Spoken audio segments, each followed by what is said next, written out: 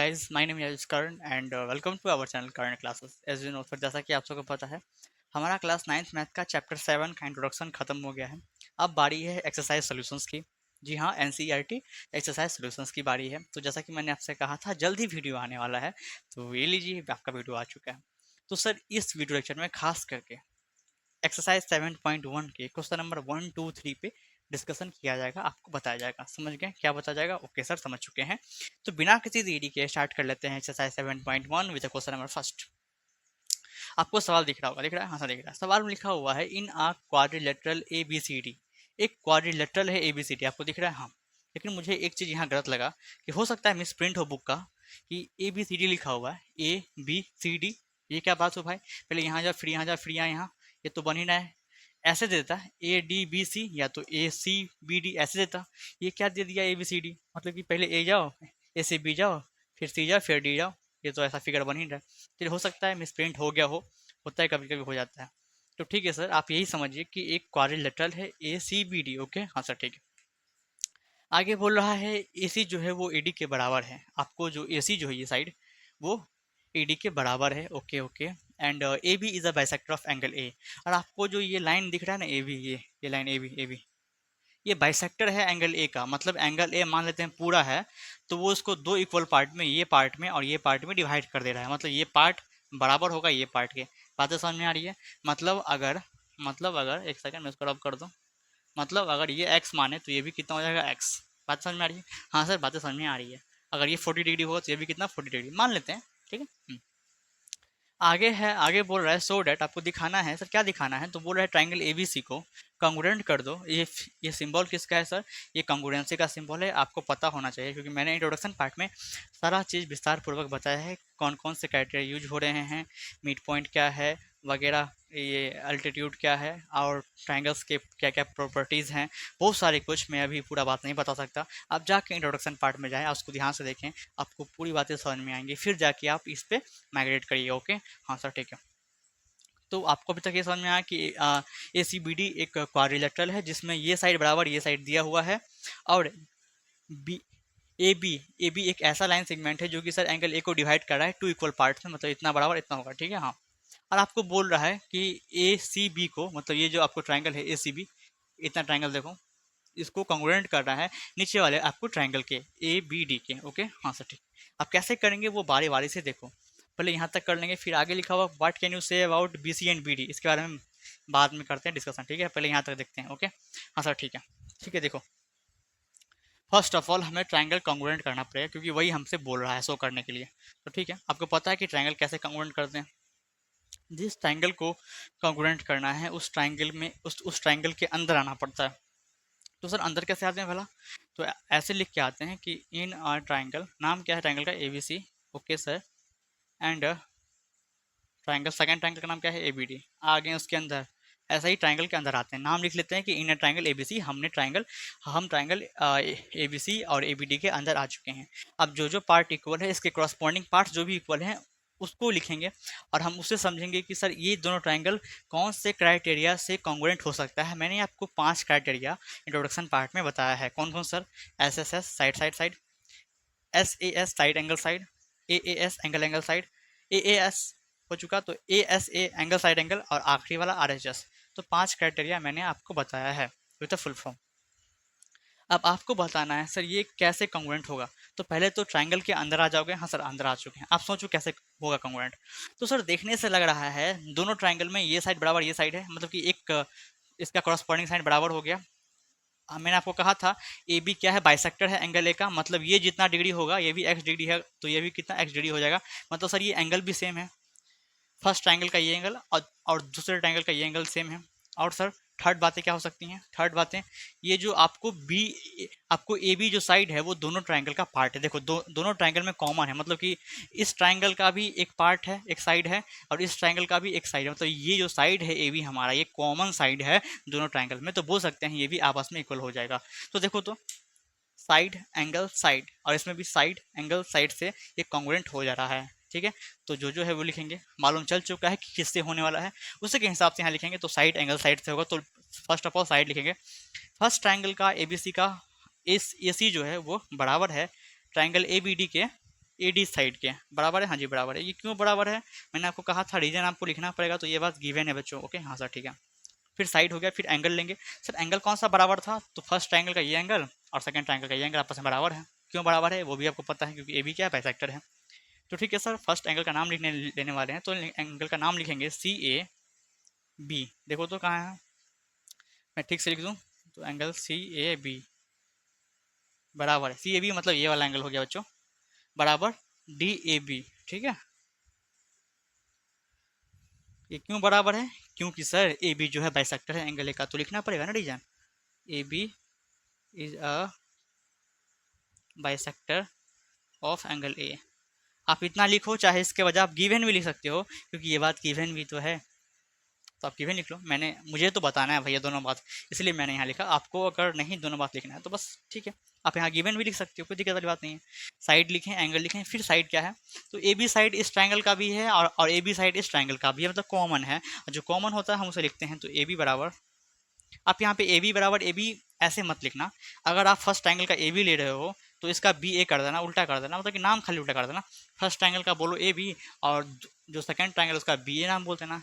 हमेशा सेम मत लेना, ओके। ए बी उसको मत लिखना, ए बी लिखना तो फिर बी ए लिखना, ठीक है। हाँ सर बातें समझ में आई। ये क्यों बराबर है बच्चों, क्योंकि ये कॉमन सर है, कॉमन साइड है, कॉमन साइड, ठीक है। सर हमने रीजन भी लिखा, और जो जो साइड इक्वल है उसके कॉरस्पॉन्डिंग साइड्स या कॉरस्पॉन्डिंग एंगल्स हमने वो भी लिखा। अब ट्रायंगल कॉन्ग्रुएंट हो गया क्या, तो हाँ बच्चे ट्रायंगल कॉन्ग्रुएंट हो गया है, तो लिखोगे ट्रायंगल ए बी सी जो है हमारा वो कॉन्ग्रुएंट हो गया, ए बी सी था ना, हाँ ए बी सी कॉन्ग्रुएंट हो गया है ट्रायंगल ए बी डी के, ओके हाँ सर ठीक है। अब ये क्यों कॉन्ग्रुएंट हो गया है और किससे हुआ है, क्यों का जवाब यहाँ लिखा हुआ है, हुआ किससे है, तो ये साइड एंगल साइड से हुआ है, ये मेंशन करना बहुत ज़रूरी है, ओके हमने मेंशन कर दिया। ये तो यहाँ तक सवाल खत्म हो गया भैया। अब ये आखिरी लाइन क्या बोल रहा है, तो बोल रहा है what can you say about B C and B D. आपको क्या लगता है, आप क्या सोचते हो BC के बारे में और BD के बारे में, इनके बीच में क्या रिलेशन हो सकता है, ये क्या है। तो देखो BC फर्स्ट ट्रायंगल का साइड है और BD दूसरे ट्रायंगल का साइड है, और देखो ये करस्पॉन्डिंग साइड से तो आपस में बराबर कर सकते हैं हम लोग, तो ऐसे लिख सकते हैं, आखिरी में लिख देना कि BC बराबर हो जाएगा किसके सर, BD के। हम इसके बारे में, हमको तो यही बोलना है भाई साहब, आपको क्या बोलना है आप वो लिखिए। अरे यही लिखोगे, कुछ और मत लिख देना कि BC जो साइड है वो BD के बराबर है।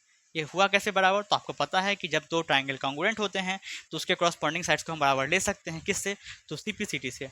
सर ये CPCT क्या है, तो CPCT मैंने इंट्रोडक्शन पार्ट में बताया है, आप जाके देख लो। वैसे तो उसका फुल फॉर्म होता है corresponding part of congruent triangle, okay हाँ सर ठीक है।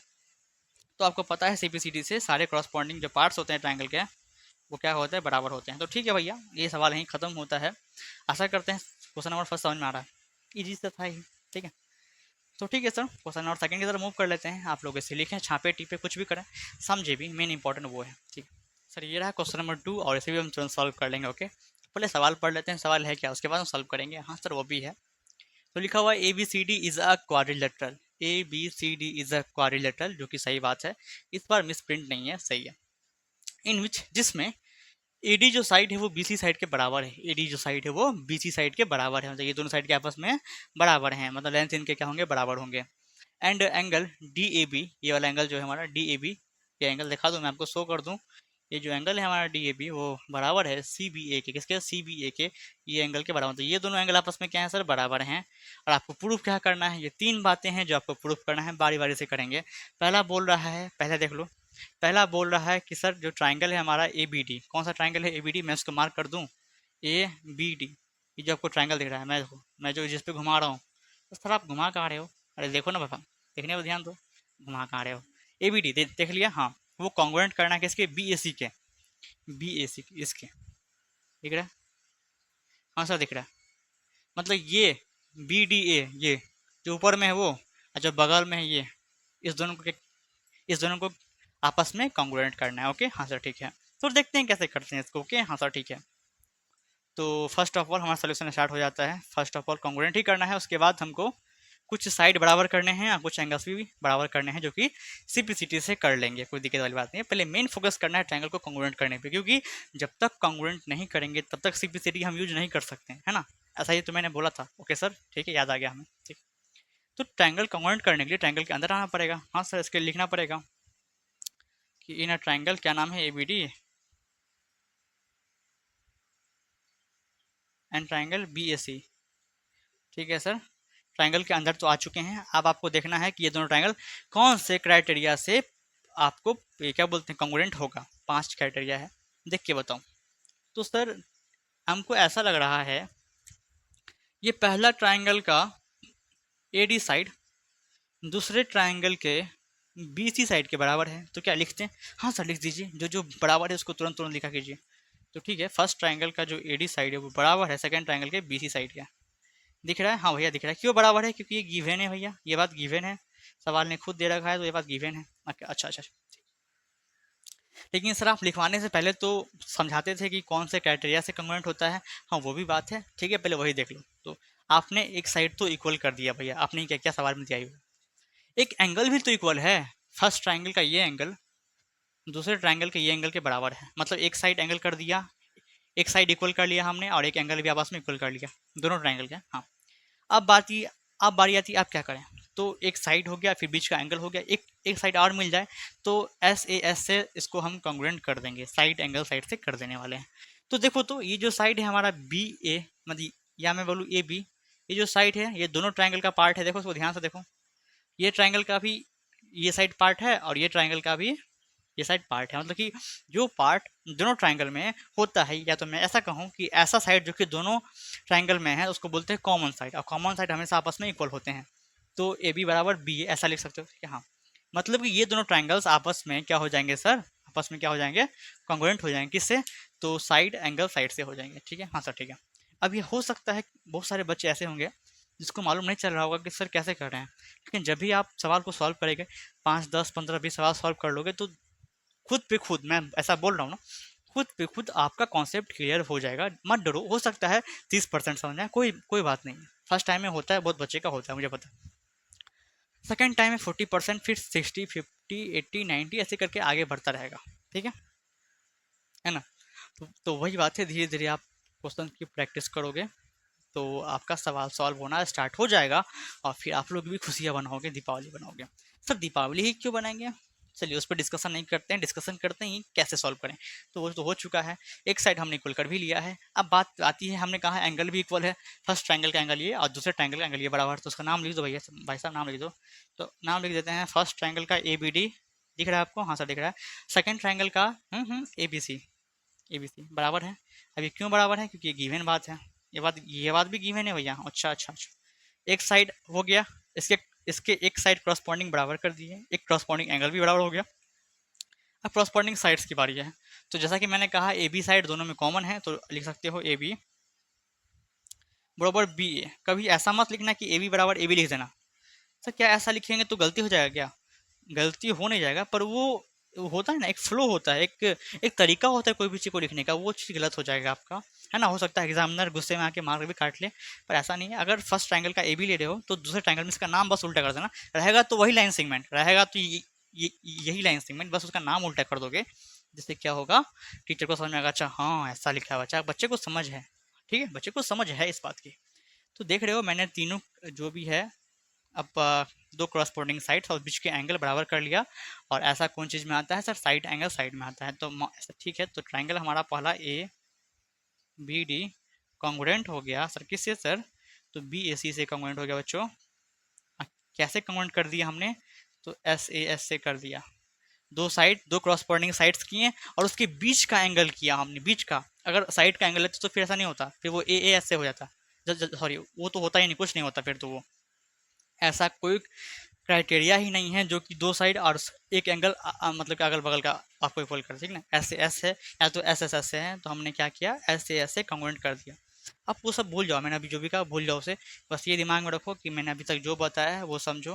हमारा कॉन्ग्रुएंट हो चुका है, ये फर्स्ट बातें हो चुकी है क्लियर। अब बारी आती है क्वेश्चन नंबर 2 और क्वेश्चन नंबर 3 की। तो ठीक है सर, जैसा कि हमें दिख रहा है ट्रायंगल कॉन्ग्रुएंट कर दिया आपने, आप सीधी की सीधी लगा के आराम से निकालेंगे। तो पहले ये देखो, तो ये क्या हमसे पूछ रहा है? हम पूछ रहा है क्या BD AC के बराबर कर सकते हैं क्या? क्या BD कहाँ है? BD है साहब, ये BD AC के बराबर कर सकते हैं क्या? तो हाँ सर कर सकते हैं। बी डी फर्स्ट ट्राइंगल का पार्ट है और ए सी दूसरे ट्राइंगल का पार्ट है, तो आपस में क्रॉसपोंडिंग साइड्स बराबर होते हैं कब, जब दो ट्राइंगल कॉन्ग्रुएंट हो जाएं। तो हम ऐसा बोल सकते हैं, साइड में लिखो कि बी डी बरोबर ए सी, क्यों ए सी, क्योंकि सी पी सी डी आ गया भाई साहब, सी पी सी डी बहुत हेल्प करता है बच्चों की, corresponding part of congruent triangle. ठीक है, हाँ सर ठीक है।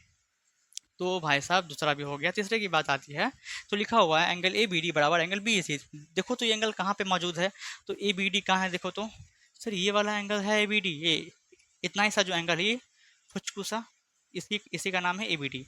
ये तो फर्स्ट ट्राइंगल का एंगल लग रहा है, हाँ सर। और ये बी ए सी कहाँ का एंगल, देखो तो बी ए सी, सर ये फुचकू एंगल, ये फुचकू एंगल, ये वाला ये फुचकू एंगल। तो देखो तो फर्स्ट ट्राइंगल का ये एंगल है, फर्स्ट ट्राइंगल ये था हमारा, देख लो इसका ये एंगल है सर, ये वाला एंगल, और दूसरा जो हमारा ये ट्राइंगल है उसका एंगल ये है, मतलब कि ये आपस में क्रॉसपोंडिंग एंगल्स हैं। ठीक है, हाँ सर। तो वो भी क्या होंगे, बराबर होंगे। क्यों बराबर होंगे, सिंप्लिसिटी से, क्योंकि जब दो ट्राइंगल कॉन्ग्रुएंट होते हैं तो सिंप्लिसिटी से उसका क्या होता है, एंगल बराबर हो जाता है। तो ऐसा लिख सकते हैं क्या कि ए बी डी बराबर एंगल बी एस सी, तो ज़रूर लिख सकते हैं सर। तो मेरे बच्चों लिखो इसको और समझो, हमने सॉल्व भी कर दिया हंसते खेलते। क्वेश्चन नंबर 2 खत्म हो गया, आशा करते हैं क्वेश्चन नंबर 2 समझ में आया होगा। ठीक है, अगर इतना बताने पे भी समझ में नहीं आया तो एक काम कीजिए आप, जिससे हिसाब को समझ में आएगा। क्या सर, वो क्या है, कॉपी बंद कर लो, कॉपी को साइड में रख दो, बेड को थोड़ा साफ कर लो, थोड़ा सा गंदगी होगी बेड पे मुझे पता है। फिर जो तकिया होता है उसे लो, एक तकिया और रखो, दो तकिया लगाओ, फिर सो जाओ और फिर नींद में इसको सॉल्व करना। गधे लोग, इतने समझाने पे भी अगर समझ में नहीं आया तो क्या ही समझ में आएगा आपको। ठीक है, तो ठीक है सर, मूव करते हैं नेक्स्ट सवाल की तरफ। सर ये रहा क्वेश्चन नंबर 3 और इसे भी तुरंत सॉल्व कर लेंगे। आप सबके सामने में ही सवाल देख लो, ये सवाल काफ़ी इजी है। वैसे मैं कहूँ तो इस चैप्टर के सारे सवाल इजी ही हैं। तो आप लोग बोलोगे सर ये क्या बात बोल रहे हो, ऐसे कैसे हो सकता है, इजी नहीं है तो भारी है। नहीं, ये भारी नहीं है, भारी लग रहा है आप सबको, जब एक दो बार कर लोगे तो सवाल हल्का लगने लगेगा। बात वो भी है कि एक दो बार कैसे करोगे, एक बार तो आप सबसे एनसीईआरटी ख़त्म होता नहीं, तो तो दूसरी बार कहाँ से बनाओगे, वो भी है।